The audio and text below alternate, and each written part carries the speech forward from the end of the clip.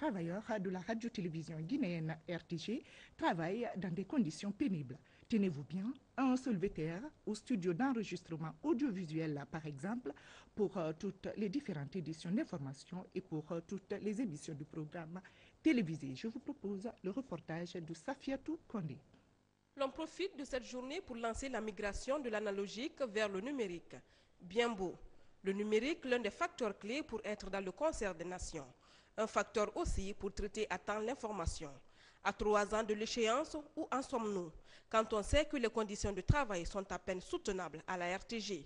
Car qui parle de travail bien fait, parle de bonnes conditions de travail. Pour enregistrer et monter les reportages ou autres éléments du programme, les journalistes de la RTG sont obligés de faire la queue devant cette seule valisette qui supporte encore le poids de tout le programme de la télévision nationale.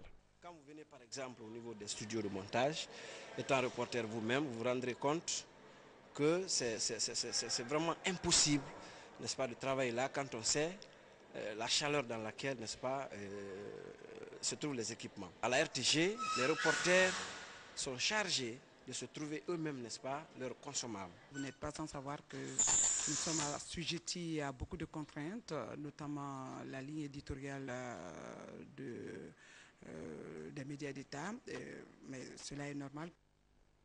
Sur 4 salles de montage, aucune n'est opérationnelle. C'est grâce à cette valisette vieille de 10 ans que la télévision nationale fonctionne encore. En outre, les journalistes travaillent dans une chaleur insoutenable. La climatisation centrale de la maison a lâché.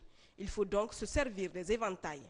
Les mêmes problèmes sont visibles au niveau de la section caméra. Au jour d'aujourd'hui, je suis en insuffisance de caméras. Imaginez-vous un service comme le service extérieur, caméra, qui est la porte d'entrée de la maison, pour un personnel au moins d'environ 50, on n'a même pas une dizaine de caméras fonctionnelles. Au moment où l'utilisation des nouvelles technologies de l'information et de la communication devient indispensable dans la vie de l'homme, la RTG, elle, reste jusque-là dans les vieilles pratiques de l'analogie. C'est dire que des efforts restent encore à fournir pour qu'elle se trouve une place dans le sillage des médias modernes dont le rôle principal est de former, d'informer et de sensibiliser à temps réel. Il est temps pour les autorités du pays de porter un regard particulier sur cette maison pour répondre aux besoins de ce médium avant le chaos, quand on sait que la RTG est la vitrine de la République à travers le monde. Marie Tolno est une artisane guinéenne qui fait de la transformation et de la conservation des produits locaux sa principale activité commerciale. Elle contribue ainsi à l'écoulement de nos différents fruits locaux et à l'épanouissement de la femme guinéenne. C'est un portrait de Séni Lama. Il y a de cela 1 an qu'elle recevait une formation en conservation et transformation des produits locaux. Depuis, elle en fait son activité principale. Aujourd'hui, Marie Tolno est sollicitée pour son expertise. Plusieurs jeunes de sa localité s'intéressent aux recettes qu'elle utilise pour la conservation et la transformation des produits locaux. Marie Tolno partage son savoir-faire. Je fais de la confiture, du jus d'orange, de gingembre. Je fais aussi de la conservation du haricot, de la tomate et du taro. Cette présente formation est initiée par le réseau des femmes du fleuve Mano pour la paix. Ici, Marie Tolno apprend aux participants la fabrication des jus à base de fruits locaux tels l'orange et le gingembre. Une démonstration à laquelle participent les apprenants. Souvent, on n'aime que manger le riz. Vous voyez? Et il y a d'autres nourritures que nous devrons conserver pour les utiliser dans des moments comme ça. Mais si on n'a pas la maîtrise de savoir comment les transformer, comment les conserver, donc on ne peut pas. Donc désormais, je pourrais faire ça. Il y a au niveau local ici des choses que nous pouvons utiliser, non seulement pour varier l'alimentation, mais surtout pour nous procurer de l'argent en tant que jeunes. Cette femme est la seule des 15 qui avait été formée à mettre en pratique son savoir. Les commandes ne cessent de pleuvoir de la part des particuliers comme des organisations. Une véritable source de revenus pour Marie Tolno. J'arrive à subvenir à mes besoins aujourd'hui grâce à cette activité. Ces apprenants comptent bien suivre son exemple pour valoriser nos produits locaux, que plusieurs paysans ont du mal à conserver en dehors des saisons de production, ce qui pourrait constituer pour ces jeunes une activité génératrice de revenus. On vous le disait également dans les titres, à quelques jours des examens de fin d'année scolaire, les candidats soucieux sont à pied d'œuvre dans les préparatifs pour mieux affronter les différentes épreuves. Notre reporter Maladou Diakité est allé à la rencontre de certains candidats sur leur lieu de révision. Suivez. Bientôt les examens nationaux. À Conakry, les candidats se préparent. La nuit tombée, les places publiques éclairées sont prises d'assaut par les élèves, faute d'électricité dans les quartiers. Pour certains, l'aéroport est le lieu idéal. Nous venons chaque fois réviser ici, des fois même passer la nuit. Pour un élève soucieux, nous sommes obligés de venir ici apprendre. Ici, ils sont tous candidats aux différents examens nationaux, certificats d'études primaires, brevets et baccalauréat. Plusieurs d'entre eux habitent à des dizaines de kilomètres. Outre l'aéroport de Conakry, les candidats se retrouvent aussi sur d'autres espaces publics éclairés. Les stations-service par exemple. Ici, les gestionnaires des lieux les reçoivent malgré les risques liés à une éventuelle fuite d'essence. On est obligé d'accepter. Ici, à partir, on est là, le courant est là chaque fois. Donc ils viennent profiter, réviser souvent, donc on les laisse. Une fois admis, certains candidats reviennent le plus souvent remercier leurs hôtes pour la qualité de l'accueil. Volet éducation, toujours à l'Université Moutou du Canada, à travers sa représentation en Guinée, a organisé récemment une rencontre d'information avec des étudiants guinéens désirant étudier au Canada. Objectif, informer les participants des procédures légales à suivre pour étudier dans ce pays. À la Reniba, reportage. Depuis un certain moment, des personnes ou groupes de personnes de mauvaise foi se livrent à des pratiques pour soi-disant aider les jeunes bacheliers ou étudiants à aller en Europe ou aux États-Unis afin de poursuivre leurs études. Tout cela pour les arnaquer. C'est pour rassurer les parents d'élèves et étudiants que la représentation de l'Université Moncton du Canada en Guinée a procédé à cette série de sensibilisation et d'information. On pense un peu que c'est inaccessible d'aller étudier au Canada, que c'est cher, que c'est dur d'obtenir des documents pour pouvoir aller étudier, mais quand on a la bonne information, on se rend compte que c'est possible et que, je vais vous dire, les étudiants guinéens, le système guinéen fait en sorte que les jeunes sont bien encadrés depuis l'école, depuis le lycée, le collège, et quand ils arrivent, et au niveau universitaire, et quand ils arrivent dans nos universités au Canada ou le système collégial au Canada, ils sont bien, ils réussissent et ils ont une éthique de travail. Depuis 10 ans, plus de 200 étudiants guinéens ont bénéficié des avantages liés à la formation de cette université de renommée internationale. Environnement, le fleuve Djoliba au Niger va bientôt tarir si rien n'est fait. Aujourd'hui, ce grand fleuve d'alors ne remplit plus son lit.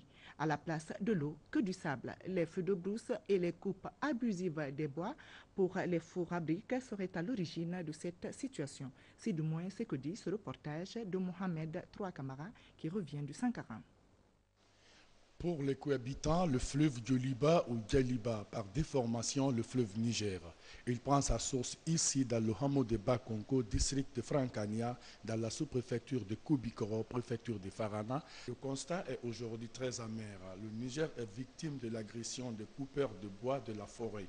Les chercheurs de sable, le feu de brousse et aussi les fours à briques constituent les maux dont souffre ce fleuve. Même les animaux ont des difficultés d'accès pour leur approvisionnement en eau.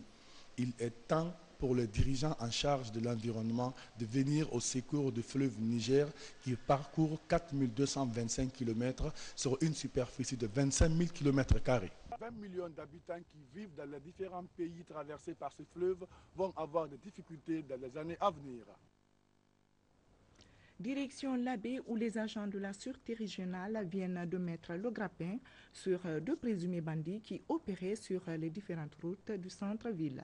Leur cible potentielle, les commerçants rentrant des marchés hebdomadaires. Le dernier butin, la somme de 30 millions de francs guinéens. Falilou Diallo, Sarafdine Diallo. C'est aux environs de 17h alors que Mamadou Alpha Diallo revenait du marché hebdomadaire de Matakaou que Aliouba et son complice Mohamed Lamine Kamara ont enlevé des mains de ce commerçant un sac contenant près de 30 millions de francs guinéens.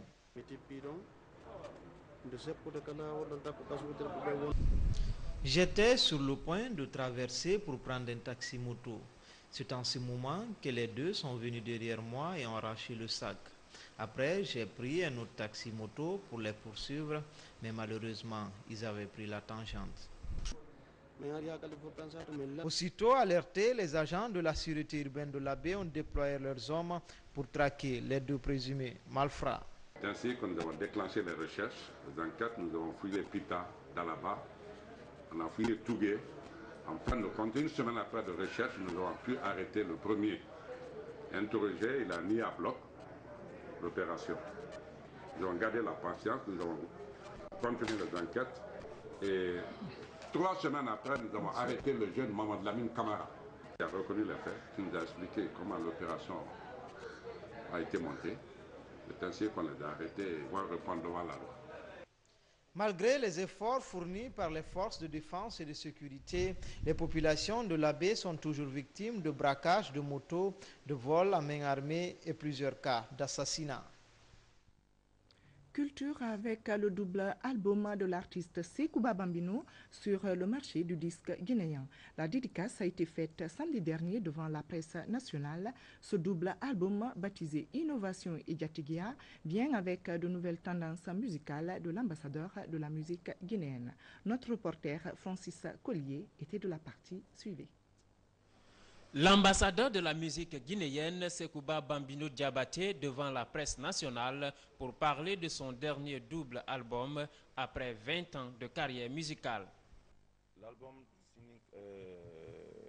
Innovation qui va sortir et Diatigia est dans le cadre de 20 ans de carrière musique. C'est vrai que j'ai pris dans l'innovation, j'ai repris mes anciens titres qui ont de 20 ans, qui ont fait beaucoup de succès, qui ont fait vraiment, qui m'ont accompagné dans les 20 ans. Donc ce sont des morceaux que j'ai repris, ce pas des morceaux nouveaux, il n'y a qu'un seul nouveau qui est là-dedans, qui s'appelle Sinotena. Ça c'est un titre vraiment que j'ai donné pour faire plaisir à mes fans. Baptisé Innovation et Diatigia, ces deux albums sont produits par Silat Productions et distribués à Conakry par Team Production. Des albums de portée internationale avec de nouvelles tendances musicales.